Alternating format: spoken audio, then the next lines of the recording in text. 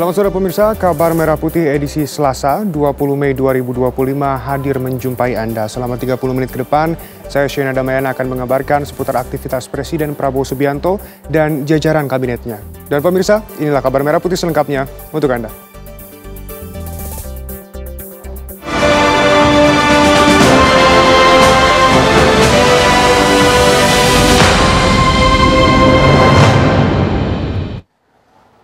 Pemirsa, Presiden Republik Indonesia Prabowo Subianto melakukan lawatan ke Thailand. Presiden Prabowo disambut langsung Perdana Menteri Thailand, Paetongtarn Shinawatra dan berjalan bersama menuju mimbar kehormatan. Presiden Prabowo dan PM Paetongtarn melakukan pertemuan bilateral di gedung Government House.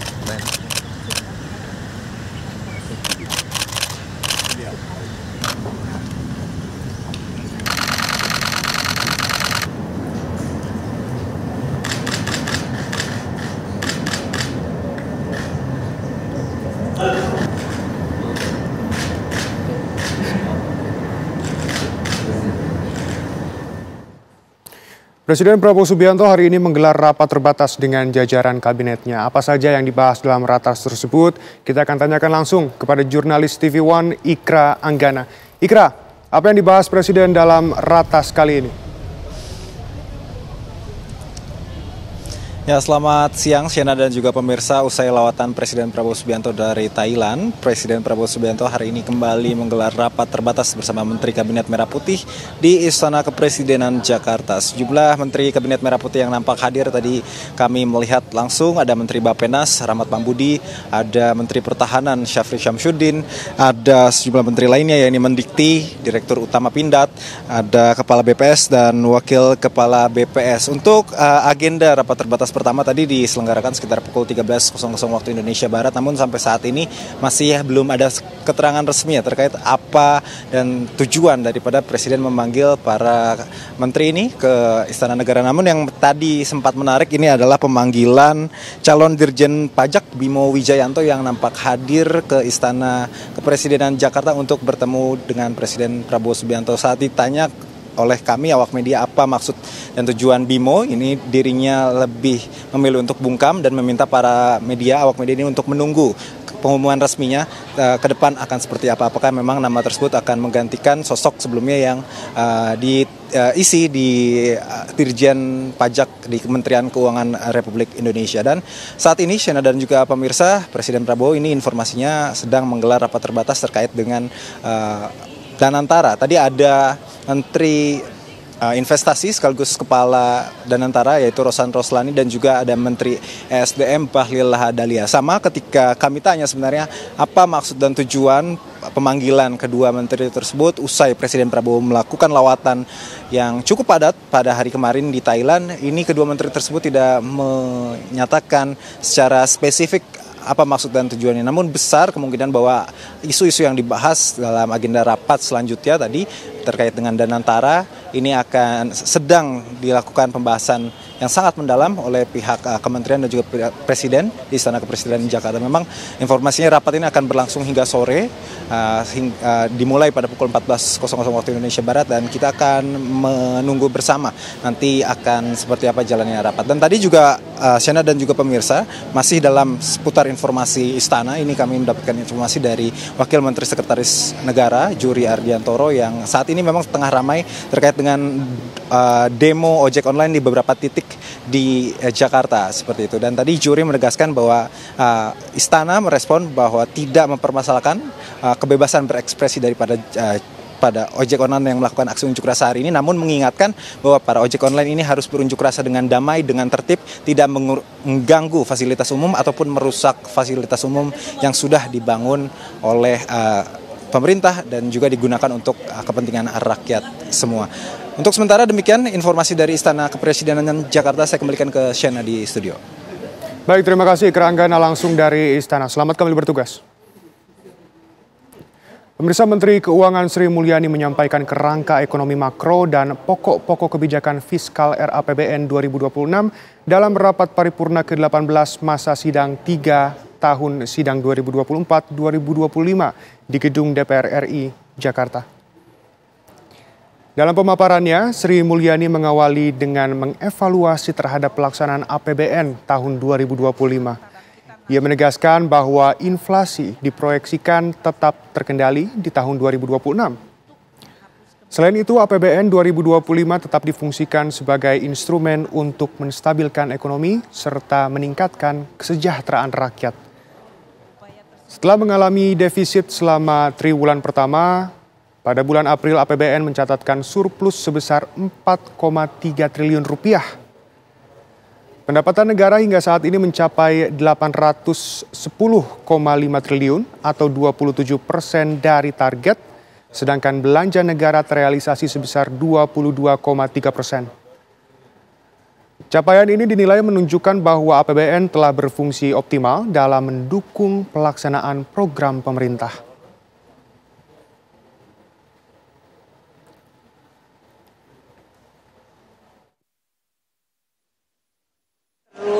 Memonitor ya berbagai langkah-langkah efisiensi, dan dari hasil tersebut tentu nanti penyusunan APBN 2026 dengan menggunakan seluruh evaluasi tahun ini yang sudah dilakukan.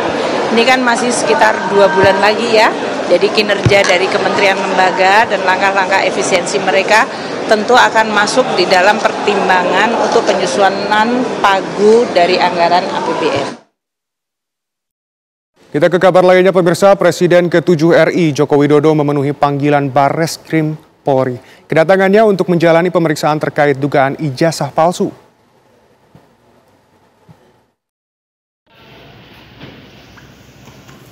Presiden ke-7 RI Joko Widodo memenuhi undangan Barreskrim Polri untuk memberikan klarifikasi terkait laporan dugaan ijazah palsu. Jokowi datang didampingi tim kuasa hukumnya.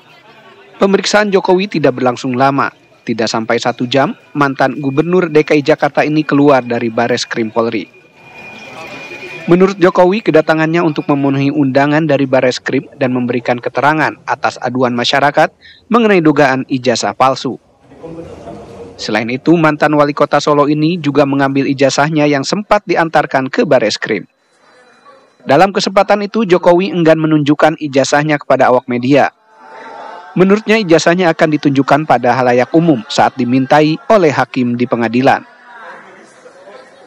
Saya mendapatkan undangan dari Barreskrim untuk memberikan keterangan atas aduan dari masyarakat kepada Barreskrim, dan saya memenuhi undangan itu. Sekaligus saya mengambil ijazah yang saat yang lalu diantarkan ke Barreskrim dan sudah saya ambil. Apa saja pertanyaan yang tadi diajukan oleh ini, Pak? Ada 22 pertanyaan yang tadi disampaikan, ya sekitar ijazah dari SD, SMP, SMA sampai universitas, juga yang berkaitan dengan skripsi, dengan kegiatan saat mahasiswa saya di sekitar itu. Pak, ijazahnya gitu Pak, ini kan sudah dibawa. Ijazah nanti akan kami buka pada saat diminta oleh pengadilan, oleh hakim. Pak, ini kan Dalam kesempatan ini, Jokowi juga mengaku sedih jika proses hukum mengenai dugaan ijazah palsunya maju ke tahap proses hukum berikutnya. Menurutnya hal tersebut sudah keterlaluan dan tinggal menunggu proses hukum selanjutnya. Dari Jakarta, Faisal Rinaldi, Indra Gali, TV One mengabarkan. Pemirsa, Kapolri Jenderal Listio Sigit Prabowo merespons kasus dugaan ijazah palsu Presiden RI ke-7 Joko Widodo. Proses hukum tetap berjalan dan meminta masyarakat mengikuti perkembangannya.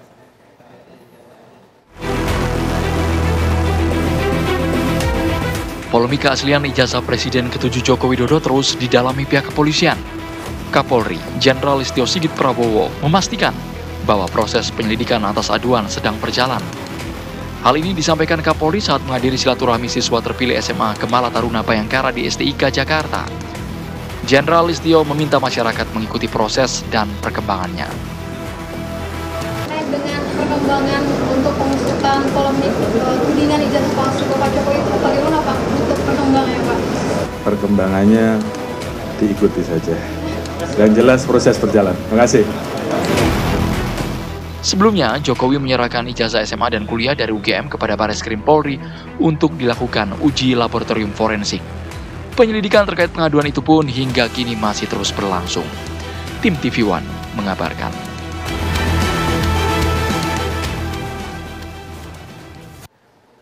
Pemirsa, ribuan pengemudi ojek online yang tergabung dalam berbagai komunitas dan asosiasi menggelar aksi unjuk rasa di kawasan Patung Kuda, Jakarta Pusat. Kabar selengkapnya sesaat lagi, tetap bersama kami.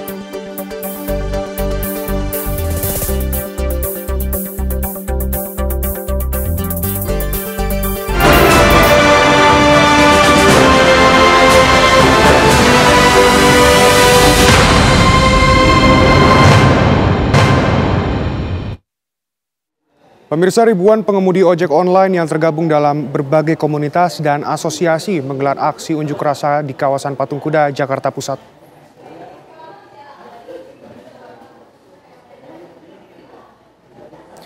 Aksi turun ke jalan ini merupakan bentuk sikap tegas ribuan pengemudi ojol Garda Indonesia menyuarakan sejumlah tuntutan, diantaranya mendesak pihak afiliator melakukan potongan aplikasi maksimal hanya 10%. Mendesak Komisi 5 DPR RI menggelar rapat dengar pendapat dengan melibatkan Kemenhub, pihak aplikator, dan asosiasi pengemudi.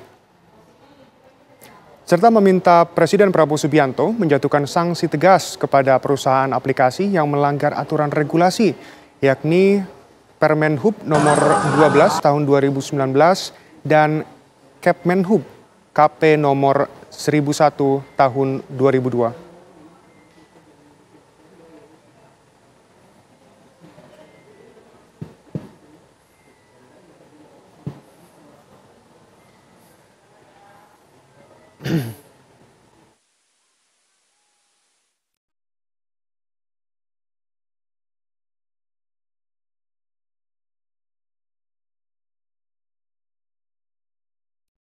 Pemirsa, Wakil Menteri Sekretaris Negara Juri Ardiantoro mengingatkan para pengemudi ojek online untuk menjaga ketertiban dan ketaatan hukum saat menggelar aksi unjuk rasa yang berlangsung hari ini. Pemerintah menyatakan terbuka mendengar aspirasi, namun mengimbau demo dilakukan secara damai. Mereka tahu demo itu ada hal-hal yang mesti diperhatikan. Tidak mengganggu ketertiban, tidak melanggar hukum, ya silakan aja. Tentu pemerintah akan mendengarkan apa yang setiap masyarakat sampaikan. Menteri Perhubungan Budi Purwagandi memanggil 4 perusahaan transportasi online yaitu Goto, Grab, Maxim, dan InDrive. Kedatangan para aplikator tersebut juga mengklarifikasi terkait isu pemotongan aplikator yang lebih dari 20%. Hadir dalam pertemuan itu Direktur PT Goto, Gojek, Tokopedia, TBK, Catherine Hindra Sucahyo, Chief of Public Affairs Grab Indonesia, Tirza R. Munusami, Government Relations Specialist Maxim Indonesia, Muhammad Rafi Asagaf, dan Business Development Representatif InDrive Rian Rwanda. Menteri Perhubungan Budi Purwagandi membuka diskusi dengan menanyakan kepada para aplikator apakah benar ada potongan lebih dari 20%.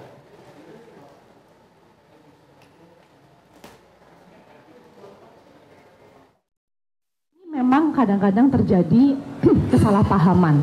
Jadi kita tuh kalau mungkin nanti teman-teman lihat gitu ya di pada saat order Gojek gitu. Aku rasa di teman-teman aplikator yang lain juga mirip-mirip gitu kan, karena kita menggunakan pakem yang lumayan mirip juga gitu. Biaya perjalanan itu biasanya istilahnya biaya perjalanan itulah yang dibagikan 80-20 antara mitra mendapatkan 80% dan aplikator mendapatkan 20%. Ini nggak bisa berubah. Kembali lagi kita benar-benar mengacu kepada peraturan Kementerian Perhubungan yang 80-20 ini adalah peraturannya begitu. Kenapa kadang-kadang mungkin bisa dilihat, oh kok kesannya lebih tinggi ya? Mungkin bisa saya jelaskan di sini juga. Misalnya nih konsumen ada dua penjelasan untuk ini. Yang pertama, kita ada yang namanya biaya jasa aplikasi. Aku kurang tahu mungkin nama persisnya di teman-teman aplikator yang lain apa. Tapi biaya jasa aplikasi ini kalau bahasa di industri namanya platform fee, booking fee, agak beda-beda istilahnya.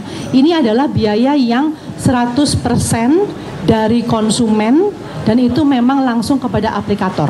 Tujuannya apa? Tujuannya untuk kesinambungan pembangunan sistem, untuk kita melakukan pelayanan customer care, so on and so forth. Nah, ini kadang-kadang yang mungkin kalau biaya jasa aplikasi ini ditambahkan gitu ya, seakan-akan kok potongannya lebih besar. Kalau salah kaprah gini enaknya mungkin pakai angka, jadi bear with me ya. Tadi sudah diceritakan bahwa ada yang namanya tarif. Jadi kita sebut saja tarif itu 10.000. Kalau 10.000 maka bagi hasilnya adalah 20% yaitu 2.000. Jadi yang didapatkan oleh mitra pengemudi itu adalah 8.000 begitu ya. Nah tapi itu di satu sisi ya, yaitu sisi mitra pengemudi. Kami juga ada tadi sisi pengguna. Jadi sisi pengguna tadi misalnya ada platform fee katakanlah 2.000 misalnya. Jadi yang dibayarkan oleh pengguna itu 10.000 tambah 2.000, jadinya 12.000. Nah yang suka jadi masalah adalah yang dihitung itu 8.000 per 12.000, bukan 10.000. Nah kalau 8.000 tadi itu dibaginya 12.000 maka sudah pasti lebih tinggi daripada 20%.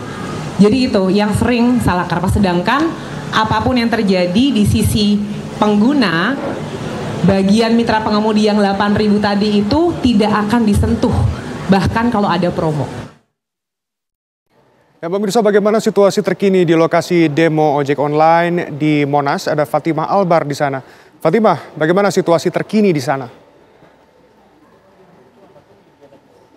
Sena dan juga pemirsa, betul sekali memang situasi terkini masih terus terlihat berdatangan pengemudi ojek online untuk menyuarakan aspirasinya maupun tuntutannya. Dan ini kami baru saja menyaksikan ternyata tidak hanya ojek online saja, tapi kurir online juga baru saja tiba di tempat saya melaporkan saat ini di Patung Kuda Monas, Jakarta Pusat.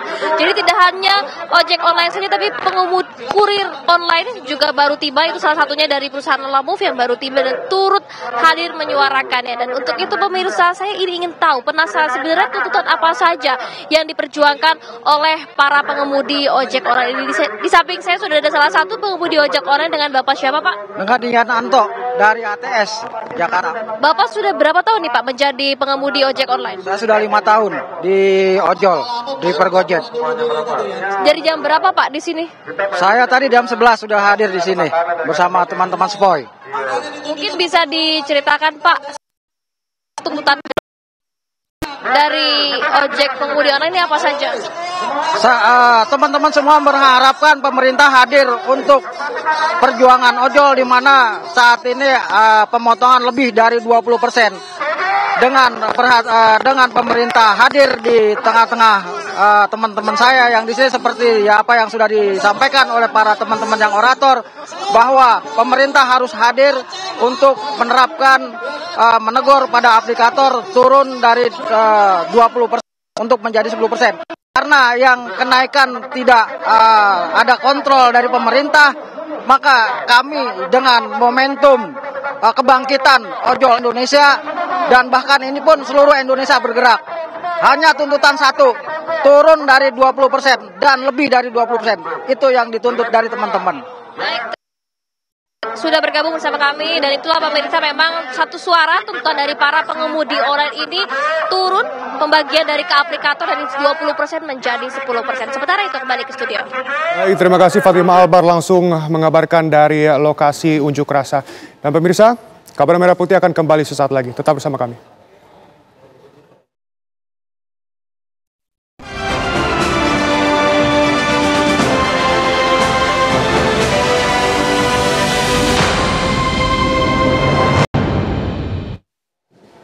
Menteri UMKM dan Kepala Kabupaten Badan Gizi Nasional menandatangani nota kerjasama keterlibatan UMKM dalam program Makan Bergizi Gratis.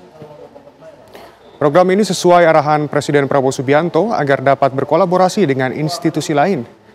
UMKM berperan dalam menciptakan lapangan kerja, meningkatkan pendapatan masyarakat, serta mendorong pertumbuhan ekonomi lokal. Menteri UMKM, Maman Abdurrahman, mengatakan saat ini pihaknya telah berkoordinasi dengan 46 bank mitra untuk memastikan adanya skema pendanaan yang memadai bagi UMKM.